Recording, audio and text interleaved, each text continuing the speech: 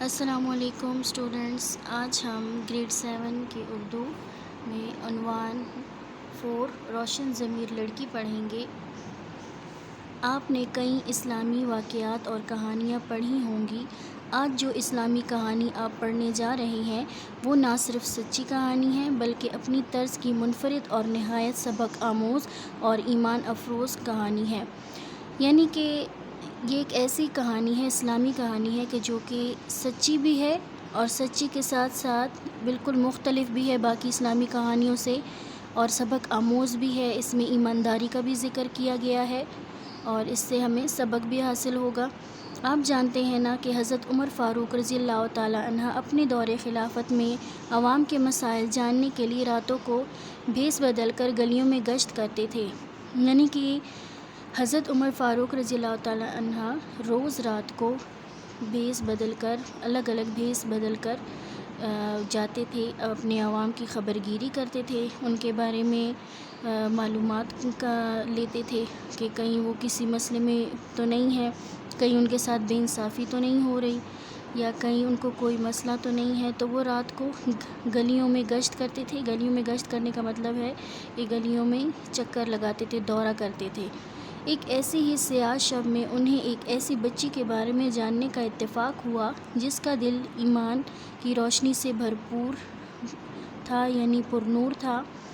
اس کا مطلب ہے سیاہ شب یعنی کہ آدھی رات کو انہیں اتفاقاً جو ہے ایک ایسی بچی کی کہانی پتہ چلی جو کہ روشن ضمیر تھی۔ یعنی روشن ضمیر کا مطلب ہے خالص دل، روشن دل جو ہوتا ہے۔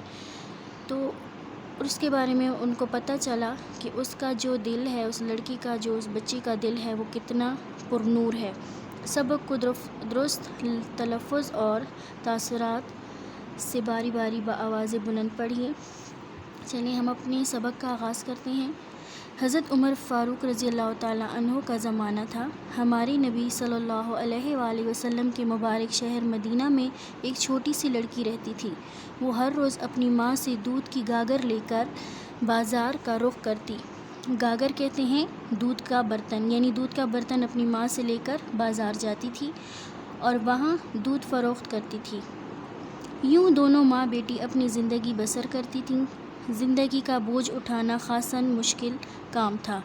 زندگی میں طرح طرح کے جھمیلوں اور دکھ درد سے واسطہ پڑتا تھا۔ گزر اوقات کی پریشانی نے بوڑھی عورت کی کمزور دوہری کر دی۔ یعنی جو ماں بیٹی تھیں وہ دودھ بیچ کر اپنی زندگی گزار رہی تھیں، ان کے لیے کافی مشکل ہو گیا تھا زندگی گزارنا، گھر کے خرچے وغیرہ پورے کرنا ان کے لیے کافی مشکل تھا۔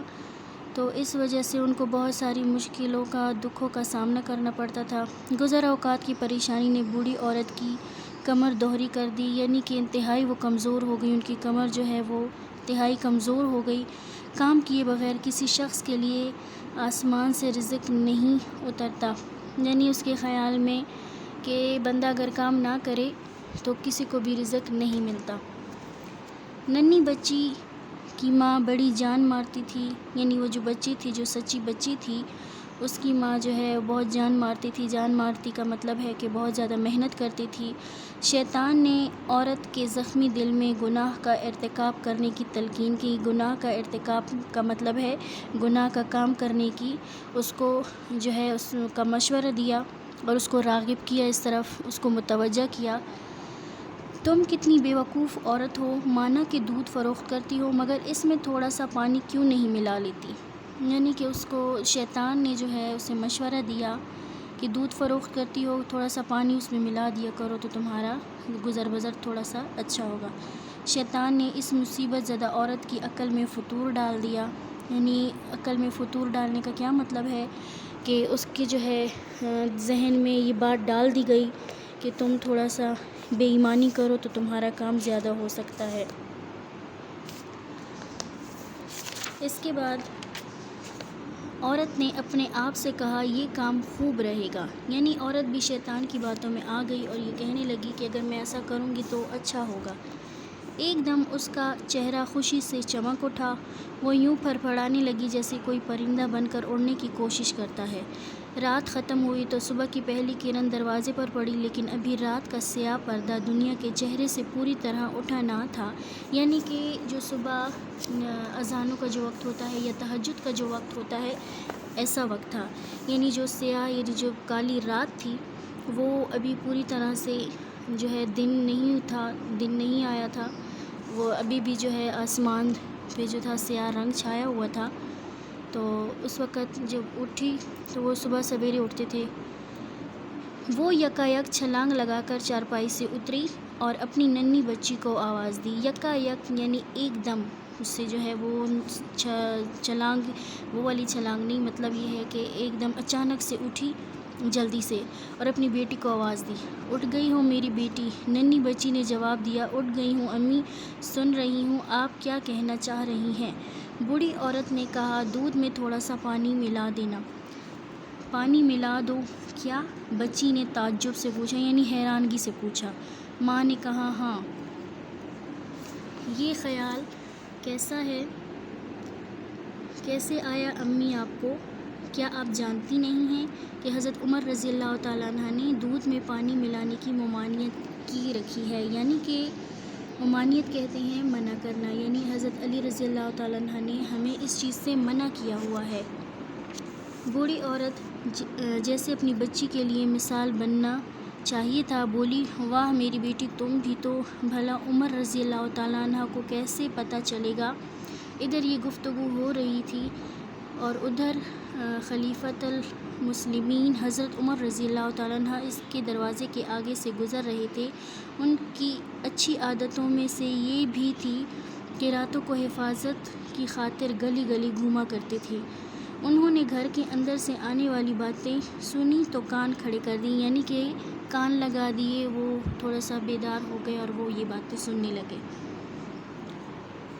تو لڑکی اپنی ماں کو عجیب و غریب جواب دے رہی تھی۔ عجیب و غریب جواب اس طرح دے رہی تھی کہ وہ اپنی ماں کو منع کر رہی تھی کہ یہ کام مجھ سے نہ کروائیں اور نہ ہی آپ کریں۔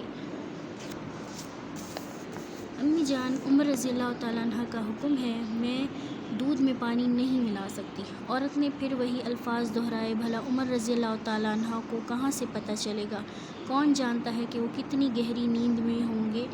یعنی کہ ان کے ذہن میں یہ چیز تھی کہ حضرت عمر رضی اللہ تعالیٰ عنہ جو ہے وہ اس وقت سوئی ہوں گے۔ ننھی بچی ایک زخمی ہرن کی طرح تڑپ اٹھی اور بولی، اے ماں، اگر عمر رضی اللہ تعالیٰ عنہ کو معلوم نہ بھی ہو تو کیا اللہ کو بھی معلوم نہیں ہوگا؟ میں اللہ سے ڈرتی ہوں، تو اس غلیظ کام میں مجھے اعلیٰ کار نہ بنا۔ یعنی غلیظ کام جو ہے گندا کام، برا کام، اعلیٰ کار جو ہے یعنی کام کا ذریعہ، ٹھیک ہے نا، یعنی مجھے ایسا ہتھیار نہ بنائے کہ آپ مجھ سے یہ گندا کام کروائیں۔ عورت کو اپنی بیٹی سے اس قسم کے جواب کی امید نہ تھی، وہ پتھر کی طرح جہاں تھی کھڑی کی کھڑی رہ گئی۔ اسے ایسا لگا جیسے اس کے دل میں نیزے گھس گھس کر باہر نکل رہے ہوں، یعنی اس کو اس چیز سے تکلیف ہو رہی تھی کہ میری بیٹی نے مجھے انکار کیوں کیا ہے۔ اس کے ہونٹ اذیت سے سکڑ کر کھل گئے، اس کا چہرہ چونے کی طرح سفید ہو گیا اور وہ ایک ہی جگہ پر ڈھیر ہو کر رہ گئی۔ ڈھیر ہو کر رہنے کا مطلب بس ایک ہی جگہ پر ہینگ ہو گئی، رہ گئی، مطلب وہیں پہ کی کھڑی رہ گئی۔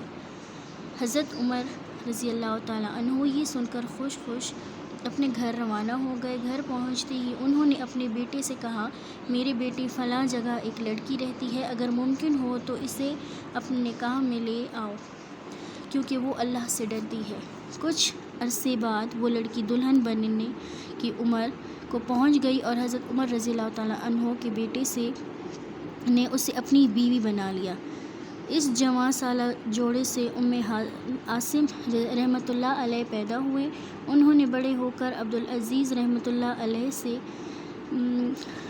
شادی کی اور ان دونوں کے ازدواج سے، یعنی ان دونوں کی شادی شدہ زندگی سے، عمر بن عبدالعزیز رحمۃ اللہ علیہ نے دنیا میں قدم رکھا۔ عمر بن عبدالعزیز رحمۃ اللہ علیہ بالکل اپنے پردادا کی طرح دنیا میں انصاف کی روشنی بکھیرتے رہے۔ یعنی یہاں پہ کیا مطلب ہے کہ جب اس لڑکی کی شادی حضرت عمر رضی اللہ تعالیٰ عنہ کے بیٹے سے ہوئی تو ان کے ہاں ان کی بیٹی پیدا ہوئی ام عاصم رحمۃ اللہ علیہ۔ پھر ان کی بیٹی کی شادی عبدالعزیز رحمۃ اللہ علیہ سے ہوئی۔ پھر ان دونوں کی شادی میں سے ان کا بیٹا عمر بن عبدالعزیز جو ہے وہ دنیا میں آیا، جو کہ بالکل اپنے دادا پردادا کی طرح، یعنی کہ حضرت عمر رضی اللہ تعالیٰ عنہ کی طرح انتہائی انصاف پسند تھا۔ تو گویا اس غیر معمولی لڑکی کی نسل سے ایک غیر معمولی انسان پیدا ہوا، یعنی کہ غیر معمولی کا مطلب ہے کہ خاص، ٹھیک ہے نا، یعنی معمولی نہیں تھا، غیر معمولی نہیں تھا، وہ جو تھا خاص تھا۔ تو خاص لڑکی سے ایک خاص انسان پیدا ہوا۔ اسے حضرت عمر رضی اللہ تعالیٰ عنہ کی کرامت سمجھی کہ انہوں نے فرمایا تھا، میری نسل میں ایک ایسا شخص پیدا ہوگا جس کے چہرے پر ایک نشان ہوگا، اور جو روئے زمین پر، یعنی کہ ساری زمین پر، دنیا پہ، زمین کی جو ہے سطح پر کو انصاف سے بھر دے گا۔ حقیقت میں بھی یہی ہوا۔ عمر بن عبدالعزیز رحمۃ اللہ علیہ ابھی چھوٹی عمر میں ہی تھے کہ گھوڑے پر سے گرنے کی وجہ سے چوٹ لگنے سے ان کے چہرے پر نشان پڑ گیا، یعنی ان کی جو ہے کرامت جو تھی حضرت عمر رضی اللہ تعالیٰ عنہ کی، تو ان میں سے ایک ظاہر ہو گئی کہ ان کے چہرے پر نشان پڑ گیا گرنے سے۔ ان کے زمانے میں لوگوں نے عمر ثانی کا دورہ بسر کیا، یعنی ان کے دور میں انصاف کا سورج دوسری مرتبہ طلوع ہو کر لوگوں پر چمکا، یعنی ایک بار حضرت عمر رضی اللہ تعالیٰ عنہ کے دور میں جو تھا انصاف ہو رہا تھا، اور دوسری بار ان کے جو تھے پوتے کے بیٹے کے دور میں جو ہے سورج، جو انصاف کا سورج تھا وہ طلوع ہوا، یعنی کہ انصاف کا زمانہ پھر سے آ گیا۔